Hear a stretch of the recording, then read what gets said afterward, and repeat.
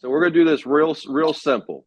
We get 3 picks apiece. I'm going to give you the first overall draft pick because you're Rodney Harrison. I'll pick second.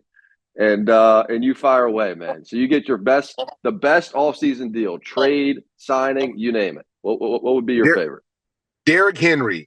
And nobody's talking about this. Like, do you understand? Derrick Henry was the most feared back the last 6, 7, 8 years in the National Football League. This is a guy, to me, is a first ballot Hall of Famer. He's the most intimidating running back that I've seen the last decade. Who wants to tackle Derrick Henry? And nobody's talking about this. That was the problem with the Ravens in the Super Bowl.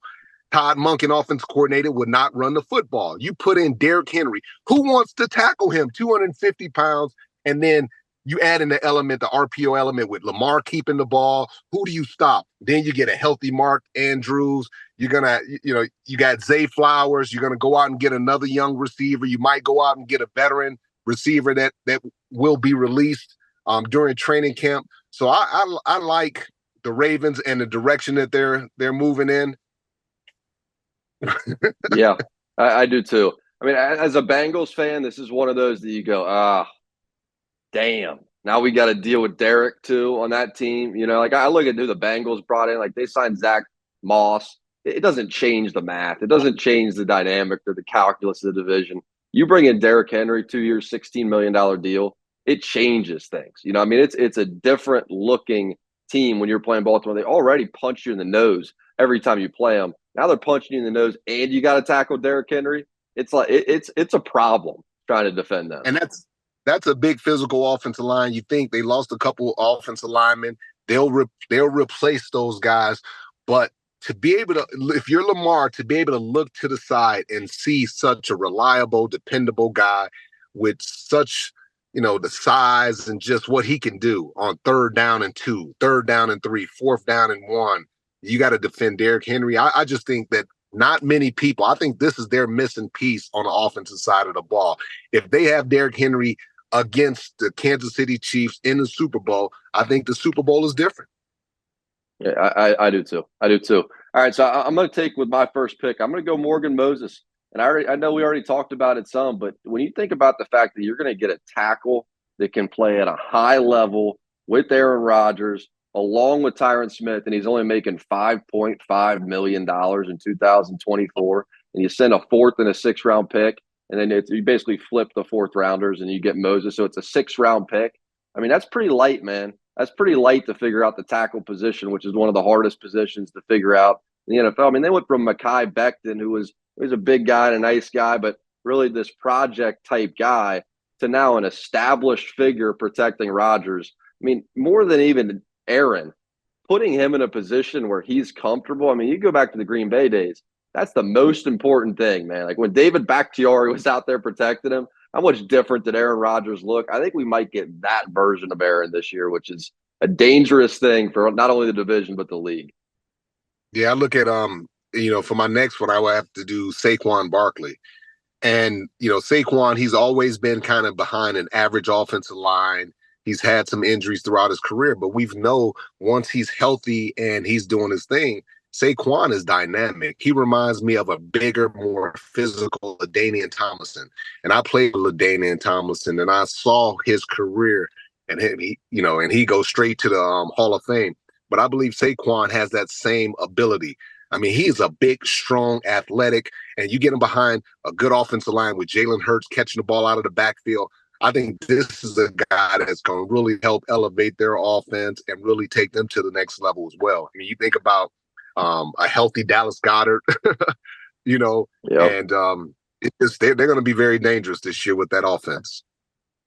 It's not like the running back market has gone through the roof, but there has been a little bit of a revival for these short-term running back deals. So at least you're seeing them get something after the rookie deal. It's like we're not going to give them 6 years. That makes sense. But to give them 2 or 3 years and pay them, fairly, at least give them some piece of this pie for these elite guys. I think you're starting to figure out the new age of the running back market. Does it feel that way to you this offseason? Yeah, I appreciate those guys. And then you think about Josh Jacobs going to Green Bay. I think he signed 4-year, $48 million or something like that. And you just got to think about anywhere from $8 to $12 or $14 million per year is the average for a running back. But I think, people, they're not looking at Derrick Henry the way they should because of his last year in Tennessee. But now you put him next to the MVP of the league, who's going to draw a lot of and garner a lot of attention. And you, with that offensive line and the weapons that they're going to have with a healthy Mark Andrews, whoo, man, it's going to be scary. Yeah, it is. All right, I'm gonna go. I'm gonna go with my next pick. I think Fields. I think I'd have to take Fields, man. Just the way that Pittsburgh got him. I think it was creative how they waited. They weren't rushing to make this deal happen. Just wait it out, make the clock tick on the Bears, make them think a little bit, make them go, man, we don't want to bring him in here when Fields is already the quarterback. They didn't want to create controversy and create a hard environment for him to arrive into. So when you think about Pittsburgh, you get Fields, Pittsburgh for a 2025 sixth-round pick, could become a fourth-round pick based on playing time. I don't think you give a hoot if you're Mike Tomlin. Fourth or a sixth-round pick, if he ends up playing and being your quarterback, that's going to go down as one of the great quarterback exchange deals of all time. I mean, there was one point Fields was one of the most sought-after players anywhere. Everyone's like, how do you go get Justin Fields? And now he sort of slowly progressed and matured, got older, went through the crap, got hardened up and toughened up through all that, and now he goes to one of the toughest places there is in Pittsburgh. Just think this makes so much sense and could end up being fire and gasoline. I think you're right, because you look at one thing about Russell Wilson that everyone respects that's been around him is his consistent work ethic. He's always a positive guy. He works extremely hard, and that's something that Justin Fields could definitely look to, and he could be that mentor for Justin Fields. He can help teach him how to continue to prepare in terms of film study and classroom things. So I think you're right. My last one would have to be Danielle Hunter. Danielle Hunter, Yeah. he was Houston. an unbelievable. Yes, he was an unbelievable player for the Minnesota Vikings, but he played in Minnesota, so he didn't ever get the hype and the respect that he deserves. But this is an unbelievable pickup. You got him influencing Will Anderson. It's a young defense. He comes in. He's not a high maintenance guy. He's a quiet, very humble guy. He goes out there, takes care of his business. So you talk about the locker room with Stephon Diggs. This guy is completely opposite of Stephon Diggs. He's going to go out there anywhere to get you 15 to 20 sacks in a year. And he's just the real deal, man. And with this move and with Stephon Diggs, it told me that DeMeco Ryans and Nick Caserio, the general manager, they're trying to get to the Super Bowl this year. They believe that they can make it to the Super Bowl this year. And why wait? I agree with them. It is. And just ask the guys in Kansas City, when you get a quarterback and you get offensive skill players, you're going to go start scoring points and playing from ahead. What's the next thing you get? Pass rushers. Because now you got to go get after their quarterback when they're coming from behind. And it's how Kansas City has built this run in some ways, is they get after your quarterback too once they get that lead on you. And so Danielle Hunter, 2 years, $29 million. You love the terms of the deal. Top 10 in quarterback pressures last year.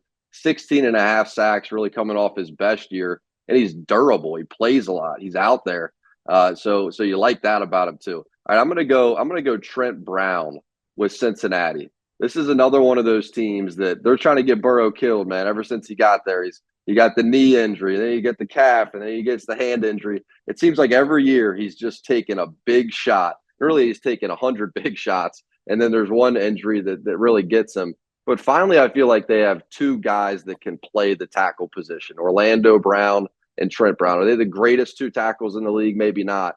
But they're going to be guys that are going to give him a second or two. And he's got escapability, and he buys his own time too. But this is the first time going into a year where I don't feel like at the tackle positions he's got to duck and cover and run for his life. He's going to have a chance. Yeah, I agree with you. And you look at the offensive line. This is the first year that I've looked and said, okay, I actually feel at peace with their offensive line. And I don't feel like Joe Burrow's going to get destroyed out there. Yeah. Yeah. In 1 year, $4.7 million deal. I mean, that's a pretty good deal. I remember doing the USFL games, and these coaches would say, man, we got unlimited running backs. We got unlimited receivers. I get sent a new highlight tape every day. You know what we don't have any of?